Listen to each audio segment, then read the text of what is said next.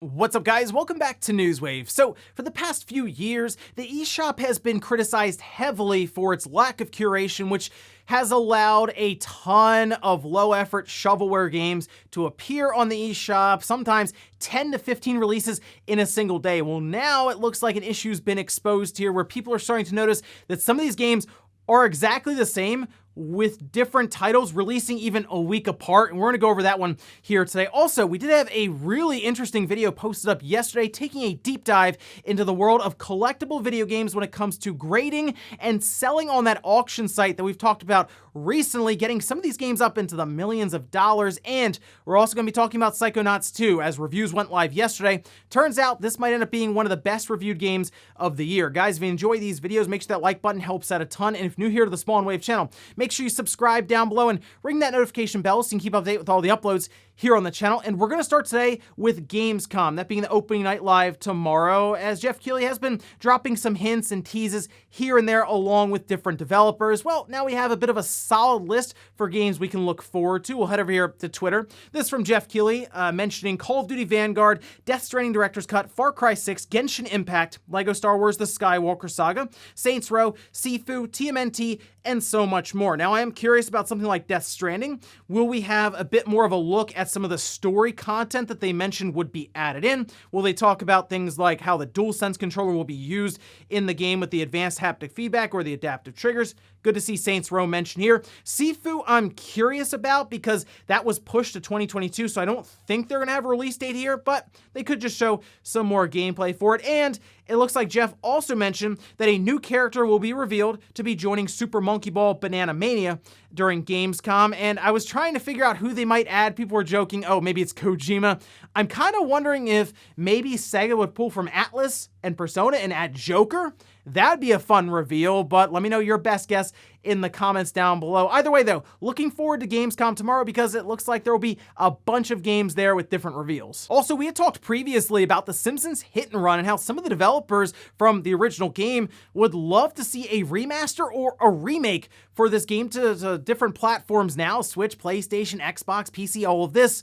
Well, it looks like one fan took matters into their own hands over on YouTube. Take a look at this. This posted up by Rubes, where it appears that they took the original map, exported it out of the game, that being for Springfield, and put it into Unreal Engine, even turning on ray tracing, and got to the point where they were able to set up gameplay elements, had collectible items, and bringing it all together in a playable demo that they had originally posted up on their website, but it looks like some lawyers got to them and, well, the demo's not up on the website anymore is all I'll say there. But this is a really cool look at what could be someday. In fact, take a look at this comment here that was left on the video. This from Joe McKinn, who says, hi, I'm the lead designer on the original game. Amazing what you accomplished. Really gives a taste of what a full modern remastered could be.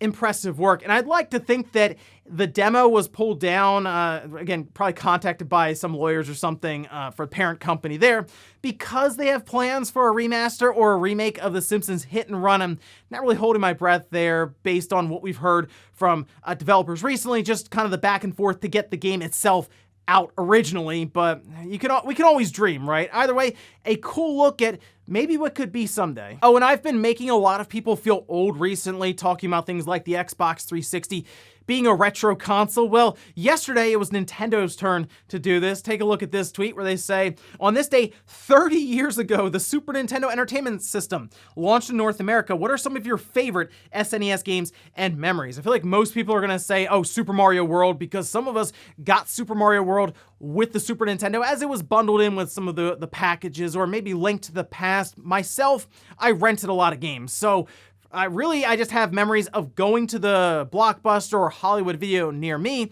and picking out a game like Mega Man X and playing it all weekend. Obviously, coming home with Super Mario RPG or Earthbound or Final Fantasy III were awesome memories to have there. Or the first time I saw Donkey Kong Country and the visuals, it was just mind-blowing. But yeah, just wanted to make sure everyone knew that 30 years ago, the Super Nintendo came out. Making sure you feel old this morning. And guys, with some of the quick news out of the way, let's get into the bigger stuff. Let's start right away with the Nintendo Switch eShop. It's something that's been criticized heavily over the past few years just because of the amount of shovelware. In fact, I see a lot of people who will leave comments about certain games that I'll point out during sales, and they just never knew about it because it's just genuinely hard to find some of these games, like Blossom Tales, for example. Awesome game. Generally, it's on sale and it's pretty cheap, but people just can't find it because there's 15 different copies of some random shovelware game, whether it's basketball or darts or bowling or just some junky looking game for like $4 or $5 taking up the recent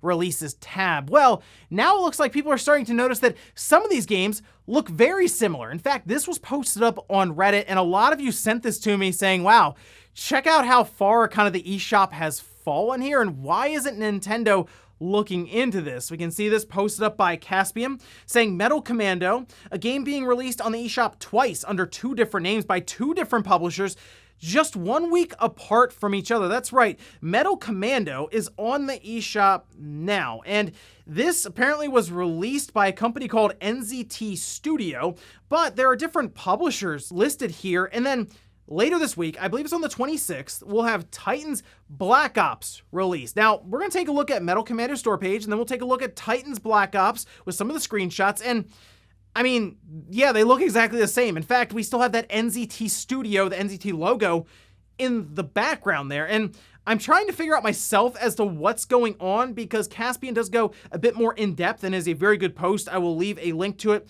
down below in the description, where they try to figure out, okay, is this an asset flip? Because you can generally buy packs of different game assets if you are making a game and you want to kind of shortcut your way around having to design like different pieces of artwork or settings or terrain. You can buy this stuff in Unreal Engine shop and it's perfectly fine. Unity has something very similar. Doesn't appear to be the case here. In fact, they were also able to find this game and many others on like Google Play Store, and it's kind of being passed around. And I almost wonder if the developer is just like selling the game off to different publishers. They're changing the name and yeah, altering some of the screenshots just enough with the title to get on the eShop and I guess pass whatever compliance or checks that they have set up. And I'm not really sure why Nintendo isn't catching this unless it genuinely is something they just don't really care to do. Like maybe they're thinking, okay, well, if the game's gonna sell, we'll get a piece of it and that'll be that. But then you do have genuinely good games being buried because now we're just having the same game released multiple times under really just different titles. Like it's the same game, I guess, and they're just kind of changing the couple of bits of text at the top so it just feels like a different game when it's being submitted to be looked at by Nintendo. And you might be wondering, okay, why are they doing this exactly? Why would people just be flipping or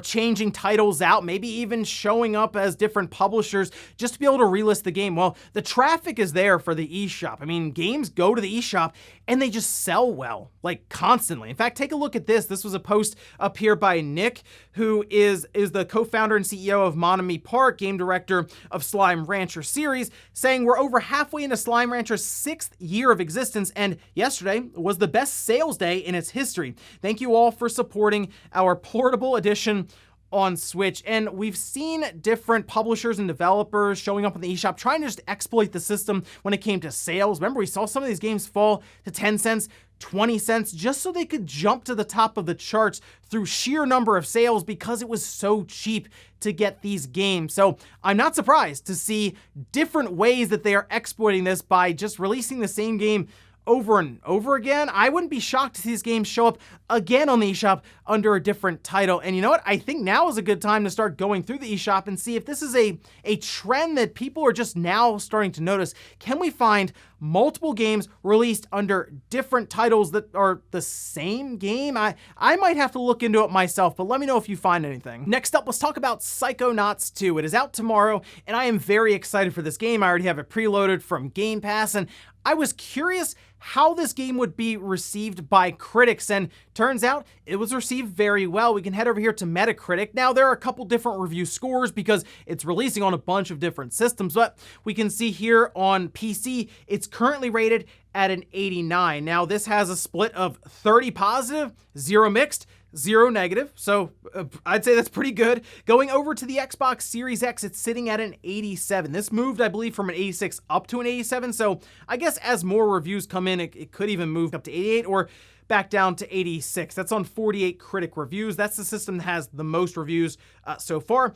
47 positive, 1 mixed. Once again, pretty good split there. And looking through some of the other YouTubers who did review this, like ACG, who, I mean, it's like his favorite game, he said, in the last like 5 years when it comes to different platformers. And looking over these different reviews and a lot of the gameplay that was released yesterday, like I said, it was just a media blitz of Psychonauts 2 all over the place.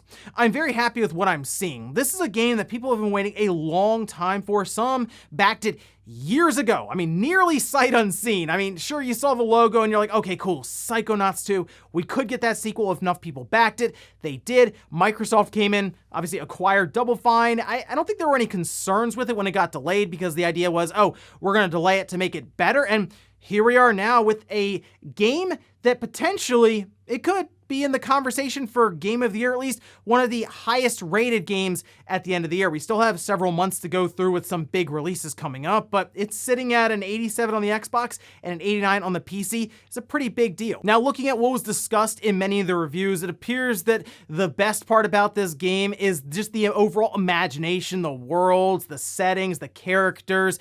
They all feel so different, unique, and they're very interesting to kind of go through, which is the part I was really hoping for because it looks like a Tim Burton movie, so that's gonna be a lot of fun to kind of explore there. The boss battles are super interesting and engaging, whereas the one part that appears to be kind of agreed on as being dated is the combat itself. But either way, from what I've seen in these reviews, I'm ready to jump in immediately tomorrow, and I'm really excited. Oh, and we did have a bunch of other reviews drop yesterday for Aliens Fireteam Elite, and it did okay. I mean, you can see on Metacritic right now, sitting at a 72 on the PlayStation 5. I believe that's the highest rating it has on a system currently. And looking through the reviews there, I do know that Max and Evan had a ton of fun playing through this one on co-op. Some of the reviews said, hey, well, it's better than Colonial Marines. You know what? That's good for the series. It's a step in the right direction, but it appears to be a lot of fun in co-op, just kind of a co-op shooter where you're running through different levels. You are leveling up character. It has RPG elements to it, but there were people pointing out that it did have a repetitive nature to it. Either way, though, it looks like a pretty good week here for different reviews for Psychonauts 2, and if you've been looking for a good Aliens game, well, like I said, it's better than Colonial Marines. Next up, let's talk about a video that was posted up yesterday that caught my attention immediately because it had to do with something that we've been talking here as developments have occurred when it comes to the WADA grading and heritage auction websites, specifically these games going for way more than they should be. Remember we talked about Super Mario 64 and that going for over $1.5 million. We've talked about the original Super Mario game that went for over $100,000, the Zelda game that went for several $100,000. It was just constantly building up, but the trend was, okay, we have a game that was rated from WADA and it's being sold on heritage auction, and these prices, they keep inflating. Somebody paid like almost $1,000 or something for an Xbox 360 game that was WADA graded. Some of this stuff just didn't make sense to me. Well, this video was posted up yesterday by Carl. It's about 52 minutes long, and I recommend watching because it's super engaging, very interesting, and it really dives deep into, we'll say, the evidence around what I think is just clear manipulation in the market here for collecting games, having them graded, and inflating their values overall for Heritage and WADA to make a ton of money. I mean, really, Carl went in depth with things like SEC filings, who's who, right? Like who's running WADA, who's running heritage auctions. They even bring in retail stores that could be affecting a lot of this stuff. And it is a very interesting situation and video to go through. And I completely recommend it. Might open your eyes to some of this stuff. And I'm curious what we're going to hear from heritage auctioner WADA, because after this evidence has come out from just clear investigative journalism, very well done, I wonder if they will say anything about this or people will start to realize what we're looking at here, which, yeah, price manipulation completely. And in our last bit of news, let's talk about Mario 64, but Mario 64 in a web browser. Now, we had talked previously about the decompiling of this game where a bunch of people came together and they worked to reverse engineer the game code itself so that it could easily be ported then to different platforms like PC. It's been ported to Dreamcast and other platforms, even like the DS. But the biggest thing there is when it was ported to the PC, we saw graphical modifications, improvements, ray tracing, all kinds of stuff.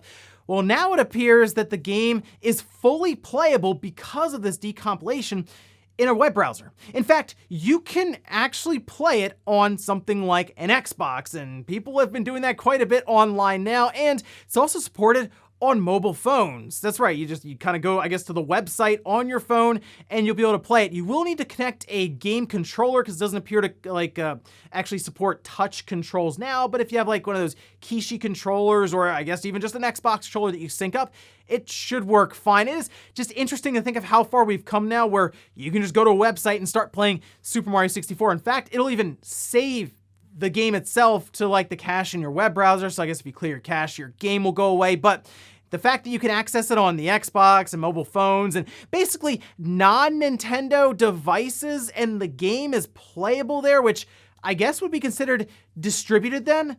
I assume Nintendo's coming in any minute now, but the weird thing is this website was reported on months ago and it's still up. It's just, it recently became more relevant because people are playing it on their phones and their Xbox now, which if you have a browser already installed on your Xbox, you could just go ahead and fire it up and start playing immediately.